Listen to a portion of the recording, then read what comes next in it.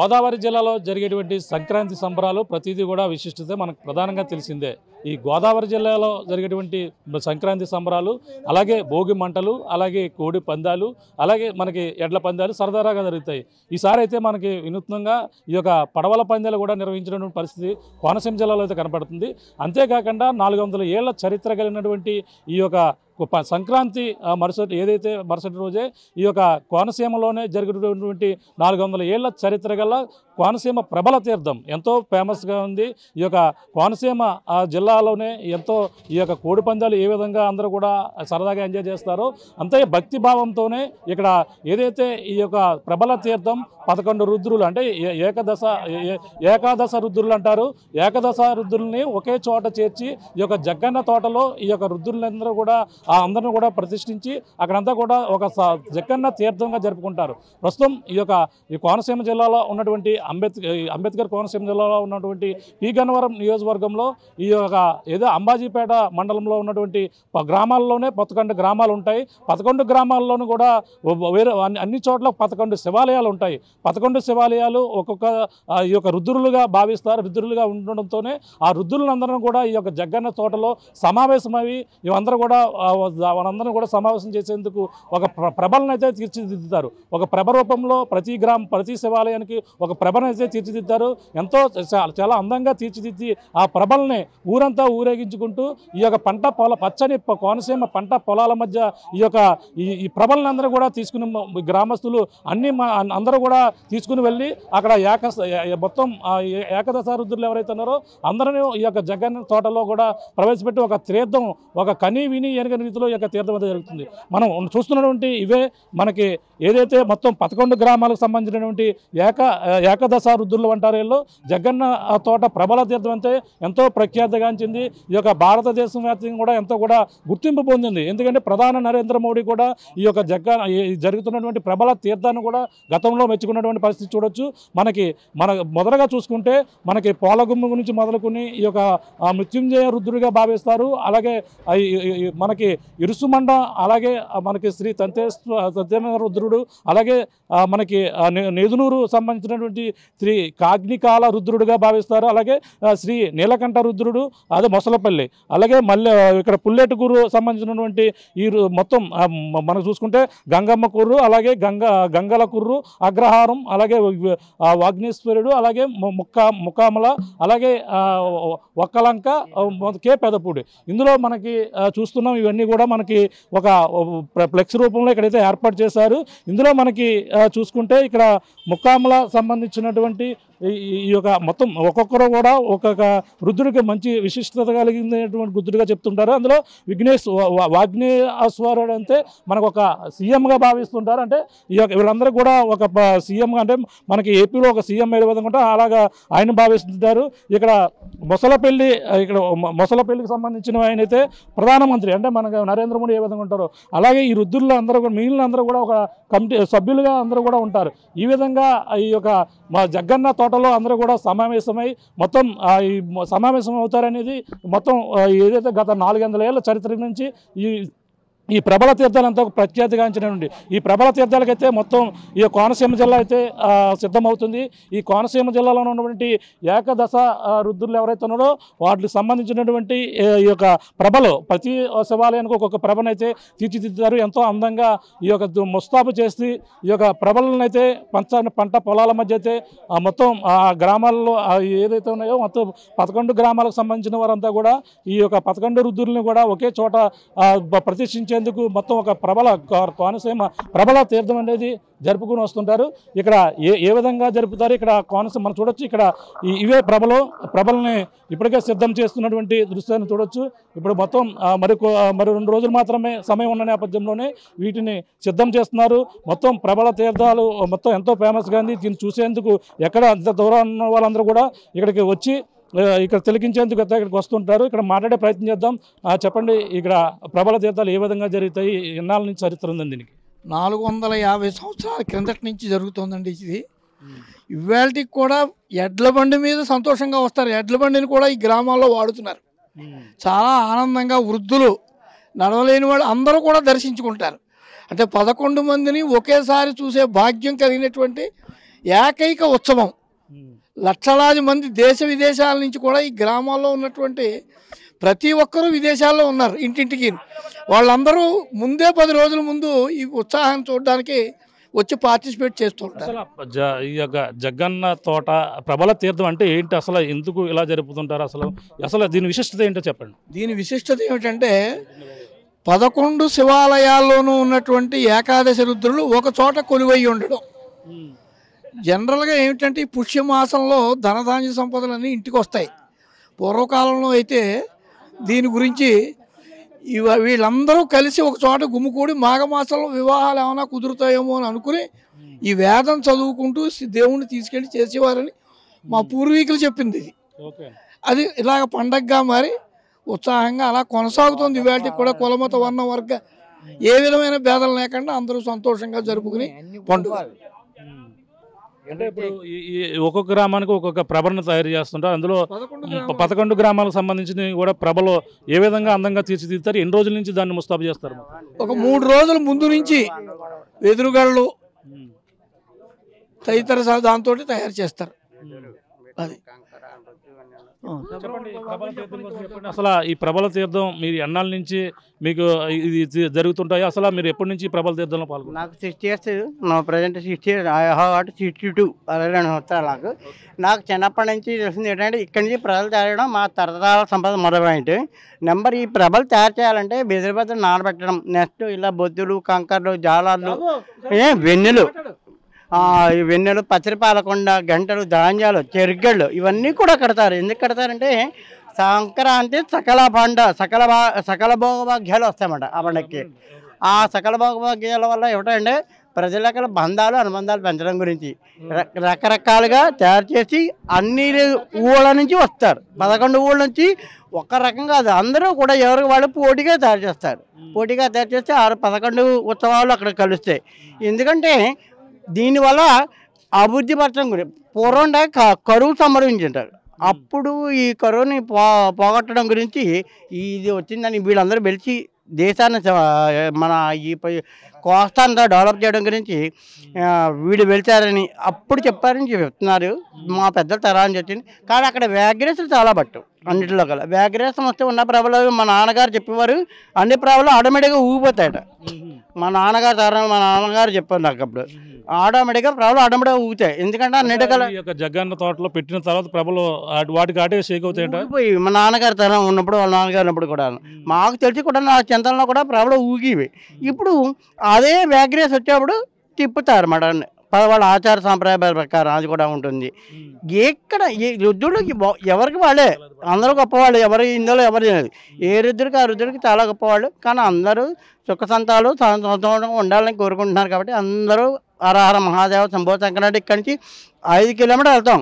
కౌసలు, కాలువలు, పంటలు, పొలాచాలు ఏవైతే తెక్కాయో అన్నీ కూడా నచ్చీరన్నీ కూడా అంతా బంగారులో పండుతుంది వాట. అసలు వాటిని పంట పొలాల్లో కాలువలు అడ్డుకుంటా వెళ్ళడానికి కారణం ఏంటి? అసలు అలా వెళ్ళడానికి కారణం ఏంటి? మా తరాల నుంచి ఇప్పుడు ఈ సంపద ఎలా వచ్చినా మా తరతరాల సంపద మా నాన్న తరాల నుంచి వెళ్ళే రూట్ ఇచ్చారన్నమాట. ఆ రూట్ తప్ప ఇంకో రూట్ని వెళ్ళరు. మేము రూట్కి వద్దాడు మేము కూడా ఇక్కడి నుంచి 5 కిలోమీటర్ ఒక మార్గం వెళ్తాం, అదే మార్గంలో వస్తాం. ఎందుకంటే ఆచార సాంప్రదాయంగా వచ్చింది అది. అంచేత ఇది పెద్దనాడు తరం ఇచ్చిన వరం. అది ప్రభలు తయారు చేస్తారు. అందులో ఎక్కడ దూర ప్రాంతాల నుంచి వచ్చిన ఇప్పుడు తయారు చేసే వాళ్ళు అందరూ ఎవరు ఇక్కడ అందరూ ఇక్కడ మొత్తం గ్రామస్తులు అందరూ వస్తారు. ఈ సంక్రాంతి అంటే అందరూ కూడా దేశ విదేశాలు ఎక్కడో అక్కడ జాబులకు వెళ్ళిపోతారు. ఈ పండగ వచ్చిందంటే మళ్ళీ యథాస్థానానికి వస్తామన్నమాట. ఇక్కడికి వచ్చి అందరూ వీళ్ళు అందరూ కలుస్తాం, అందరూ కలిపి చేస్తామన్నమాట. అందరితో సమైక్యతో జరుగుతుంది ఇది. దీనికి చూడొచ్చు ఇక్కడ మనకి ఏదైతే ఇక్కడ ప్రభల సిద్ధం చేస్తున్నటువంటి దృశ్యాలను చూడొచ్చు. అలాగే ప్రభలను అయితే ఈ కని విని ఎరగని రీతిలో భారతదేశంలో ఎక్కడా లేని విధంగా ప్రభల తీర్థం అనేది ఇక్కడ మాత్రమే జరుగుతుంటుంది. అలాగే 400 ఏళ్ళ చరిత్ర ఉంది ఇక్కడ. ఈ యొక్క చరిత్ర ఇక్కడ ప్రభల్ని ఇక్కడ ఎక్కడి నుంచి వచ్చి దూర ప్రాంతాలను కూడా వచ్చి తయారు చేస్తారు. అసలు చెప్పండి, ఈ ప్రభల ఎక్కడి నుంచి వచ్చారు మీరు వీటిని తయారు చేయడానికి? నేను హైదరాబాద్లో ఉంటాను, హైదరాబాద్ నుంచి వచ్చాను. ఓకే, దేనికోసం వచ్చారు? అసలు ఏంటి ప్రభల తీర్థం మీకు ఎన్నాళ్ళ నుంచి పాల్గొంటారు? నాకు ఊహ తెలిసినప్పటి నుంచి పాల్గొంటున్నాను. సో దీనికి ఏంటంటే చాలా లాంగ్ హిస్టరీ ఉంది. మోర్ దాన్ 450 years నుంచి ఉందన్నమాట ఇది. సో ప్లస్ ఏంటంటే ట్రెడిషనల్ గాను, సోషల్ వైజ్ గాను, కల్చరల్ గాను కూడా అన్ని విధాలుగా కూడా అందరినీ కమ్యూనికేట్ చేసేది అనమాట.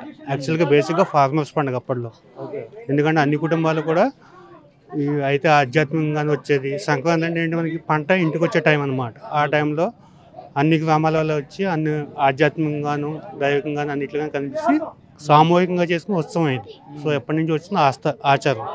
సో మా తాతల ముత్తాతల నుంచి కూడా మేము పాల్గొంటూనే ఉంటున్నాం. ఇప్పుడు కూడా మా తరఫున నాకు తెలిసి నా చిన్నప్పటి నుంచి నేను వస్తూనే ఉన్నాను. సో ఎక్కడున్నా కానీ ఈ 4 రోజులు ఈ ఊళ్ళో అయితే ఉంటాము. సో అట్లా నేనే కాదు, చాలా మంది ఆయన అంతా కూడా బయట నుంచి చూసిన వాళ్ళం. అంటే మీరు హైదరాబాద్లో ఉన్నప్పుడు అంతా కూడా టెక్నాలజీ మారిపోయింది, అందరూ కూడా సాంప్రదాయాలన్నీ కూడా మర్చిపోతున్నారు. కానీ మీరు హైదరాబాద్లో ఉండి కూడా ఈ యొక్క ప్రబల తీర్థానికి సిద్ధం చేస్తున్నారు. ఏ విధంగా అనిపిస్తుంది మీకు? అంటే యాక్చువల్గా చెప్పాలంటే మాకు మిగిలిన ఈ 4 రోజులు మేము చేసిన పని ఏదైతే ఉందో మిగిలిన 300 రోజులు కూడా మాకు ఎనర్జీ ఇస్తుంది. అది యాక్చువల్ మేము అది ఫీల్ అయ్యి మేము వస్తాం అనమాట. సో మాకు ఎప్పుడు కూడా తీర్థం ఎప్పుడు వస్తుందని చూస్తుంటాం చిన్నప్పటి నుంచి కూడా. అదే విధంగా ఇప్పుడు కంటిన్యూ అవుతుంది. సో మాకే కాదు, మన నెక్స్ట్ జనరేషన్లో కూడా మీరు చూస్తే చాలా మంది చిన్నపిల్లలు కూడా కింద ఉంటారు. సో అందరూ కూడా అది ఒక అంటే మాకు తెలిసేది ఒక ఎనర్జీ ఇస్తుంది అన్నట్టుగానే చేస్తూనే ఉంటాం ఆ పని. సో అట్లాగే నడుస్తూ ఉంది ఇప్పుడు దాకా కూడా. అట్లా ఏమేమి ఉపయోగిస్తారు దీంట్లోనే? అంటే మనకి మొత్తం అన్ని కూడా చేస్తున్నారు, దీంట్లో ఏమేమి ఉపయోగిస్తారు అసలు? అంటే ఇది యాక్చువల్లీ మీకు ఇందాక చెప్పినట్టు బేసిక్ ఫార్మర్స్ అగ్రికల్చర్ చేస్తున్నాను. సో ఇది అంటే నువ్వులు అనమాట. బేసిక్ నువ్వులు అంతా కూడా పత్తి నుంచి వచ్చేది. సో పంట నుంచి కంప్లీట్గా నువ్వుల నుంచి ఉడికిండేది తీసి చేస్తాం అనమాట. సో అట్లాగే అది మన ప్యూర్ కాటన్తో చేసింది వేస్తాం. సో దీన్ని డిజైన్ ఉంటుంది, దానికి డిజైన్ ఉంటుంది అనమాట. సో మధ్యలో కనపడకుండా యాక్చువల్గా స్ట్రక్చర్ అంతా కూడా విరుగుతూ ఉంటుంది. సో బ్యాంబూ అంతా వాడతాము. ఇదంతా మీకు టేకు బల్ల ఉంటుంది. ఇదంతా మన పోక చెట్టు అంటాం. సో పోక చెట్టు నుంచి వచ్చింది వస్తుంది అనమాట. సో అన్నిటికీ స్పెసిఫికేషన్స్ ఉంటాయి. సో దానికి మధ్యలో ఉన్న టేక్ దూరం అంటాం. సో దేని పడితే దాన్ని వాడడానికి లేదు. సో ఆ స్పెసిఫికేషన్ బట్టి చేస్తారు. దీంట్లో కొంచెం ఎక్స్పర్ట్స్ ఉంటారు, రామ్లింగ్ వాళ్ళు ఉన్నారు అనమాట, ఆయన చేస్తారు. సో డిజైన్ అయ్యాక, ఫ్రేమింగ్ అయ్యాక మళ్ళీ ఇది అలంకరణ చేస్తున్నాం అప్పుడు. సో అలంకరణ అయ్యాక తర్వాత మళ్ళీ దేవుడి పీఠాలు అవన్నీ ఉంటాయి. ఇప్పుడు మీకు చూసిందేమో జస్ట్ పడుకున్నట్టుంది. రేపు స్టాండింగ్ పొజిషన్లోకి వచ్చాక అప్పుడు దేవుడిని ప్రతిష్ఠ చేయడం అంతా కూడా ఉంటుంది. అంటే ఇప్పుడు ఇది ఎంత హైట్ ఉంటుంది, మొత్తం ఎంత బరువు ఉండొచ్చే అవకాశం ఉంటుంది? అది యాక్చువల్గా మీకు ఉంటుంది సార్, 300-400 కేజీల దాకా ఉంటుంది.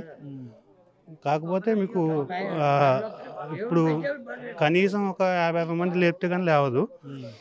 ఉత్తప్పుడు మామూలుగా మీకు ఎంటీగా ఉండి మీరు లేపేయచ్చు 10 మంది కలిసి. కాకపోతే దేవుడిని పెట్టాక మాత్రం 40-50 మంది లేపినా లేవదు అది. సో అది డిపెండ్స్. 70 మంది 80 మంది లేపితే కానీ లేవదు. ఉత్తప్పుడు బాగానే ఉంటుంది కానీ అప్పుడు తెలుస్తుంది మాకు దేవుడు వచ్చాడని. ప్రతిదీ కూడా రైతులు తయారు చేసిన ఐటమ్స్ బేస్ అంతా కూడా అగ్రికల్చర్ బేస్డ్ అనమాట. ట్రీస్ నుంచి తీసిన ఇవే ఉంటాయి, సీడ్స్ అన్నీ కూడా ఉంటాయి. సో అంటే ఫెస్టివల్ అంతా కూడా మనం చూస్తే కనుక మన భారతీయ సనాతన ధర్మంతో ముడిపడింది. సో అందుకని చెప్పి అప్పటి నుంచో వస్తుంది. మిగిలిన ఏ ఉత్సవాలైనా ఇన్ని సంవత్సరాలు నడవడం కష్టం. మీరు చూస్తే ఏదైనా కానీ 40-50 నుంచి ఏది ఉండదు. బట్ 400-500 ఏళ్ళ నడుస్తుందంటే దీంట్లో అంతా స్ట్రెంత్ ఉంది అనమాట. అది అందరినీ కలుపుకొని తీసుకుని వెళ్ళిపోతుంటాం.